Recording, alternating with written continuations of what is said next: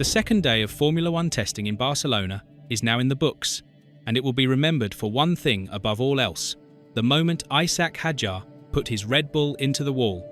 It was a dramatic end to a day that was mostly quiet, with rain keeping almost everyone in their garages. The young French-Algerian driver's crash was the headline story, ending what had been a very promising start to the new season for Red Bull on a sour note. Let's get straight into what happened. It was late in the afternoon, with only about 30 minutes left on the clock. Hadjar was out on the wet track, trying to get as many laps as possible in the tricky conditions. He was coming through the final corner, a fast right-hander that leads onto the main straight, when he suddenly lost control. The back of the car stepped out, and before he could catch it, he was spinning backwards towards the barriers. The impact was hard, and the sound of the car hitting the barrier echoed around the nearly empty circuit. Pictures that quickly spread on social media showed the Red Bull sitting against the Tech Pro barrier, its rear wing completely destroyed and the back of the car badly damaged. Marshals quickly ran to the scene to help recover the car, and the session was stopped. It was a scary moment, but thankfully, Hadjar was completely fine and walked away without any injuries. This crash is a big deal for Red Bull, and not just because of the damage to the car.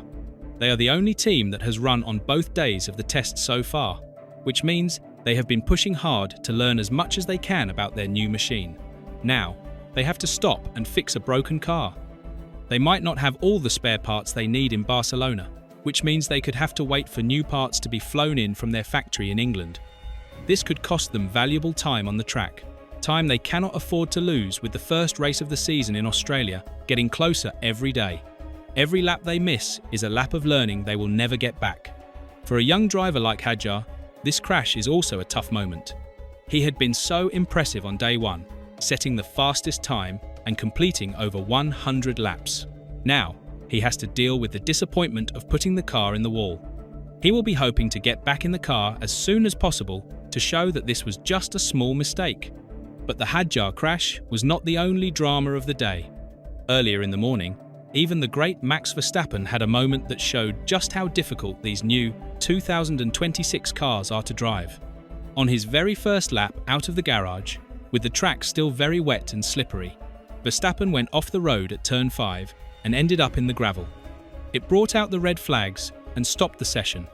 His car was not damaged, and he was able to get back to the pits, but it was a clear sign that these new cars are not easy to handle, even for a 4-time world champion. If Verstappen can make a mistake like that, it shows that everyone is still learning. These new 2026 cars have new engines, new aerodynamics, and new tyres. Everything feels different, and the drivers are still figuring out where the limits are. It is going to take time for everyone to get comfortable. While Red Bull had a day of ups and downs, Ferrari had a day to remember. This was the first time the new SF26 was on track at Barcelona, and it looked very, very good. Charles Leclerc drove in the morning and completed an impressive 66 laps without any problems at all. That is close to a full race distance, which is amazing for a brand new car. It shows that Ferrari has built a car that is not only fast, but also reliable.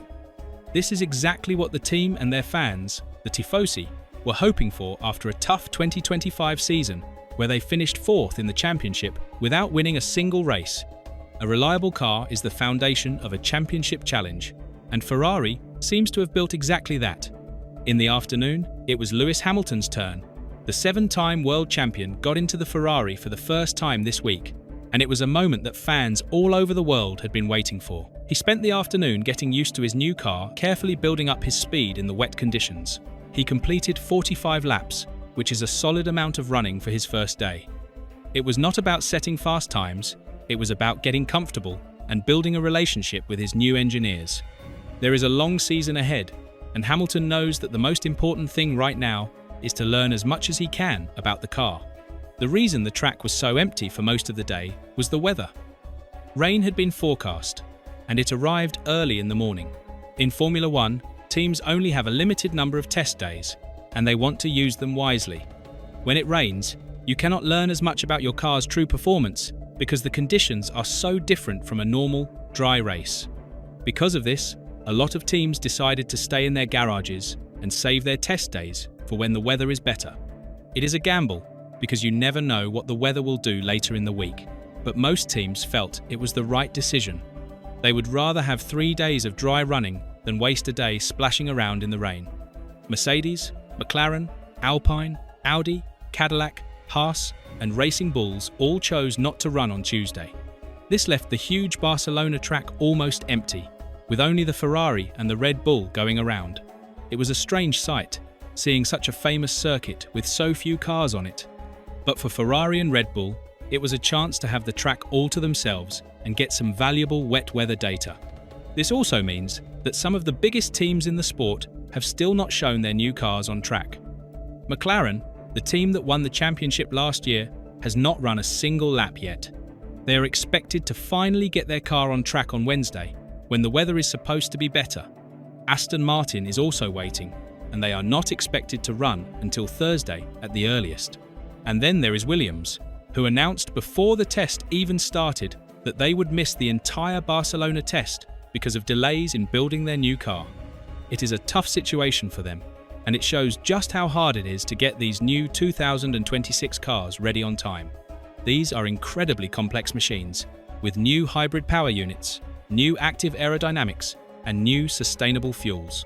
Building one from scratch is a massive challenge, and Williams is paying the price for falling behind schedule. So, what can we take away from day 2? First, Ferrari looks like a team that has done its homework. Their car is reliable, and both of their drivers seemed comfortable in it. That is a great start.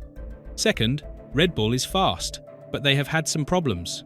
The Verstappen off and the Hadjar crash show that their car might be a bit tricky to drive, especially in wet conditions. They will be hoping for better luck on their next day of running. Third, we still have no idea how good Mercedes and McLaren are. They have not run yet, so we are all just guessing. When they finally get on track, we will have a much better picture of who is really at the front. Mercedes, in particular, is the team everyone is watching. They have been tipped as the favourites for the new season, but until we see them on track, we just don't know. McLaren, as the reigning champions, also have a lot to prove. They need to show that they can adapt to the new rules and stay at the top. The next few days of testing are going to be very busy. With so many teams waiting for good weather, the track will be packed when the sun finally comes out. Everyone will be trying to make up for lost time, and we will finally get to see all the new cars on track together. It is an exciting time to be a Formula One fan, and even though day 2 was a bit quiet, it still gave us plenty to talk about. The Hadjar crash, the strong Ferrari, and the missing McLaren are all stories that will continue to develop over the coming days. We cannot wait to see what happens next. The 2026 season is shaping up to be one of the most exciting in years, and this first test is just the beginning. Stay tuned, because there is a lot more drama to come.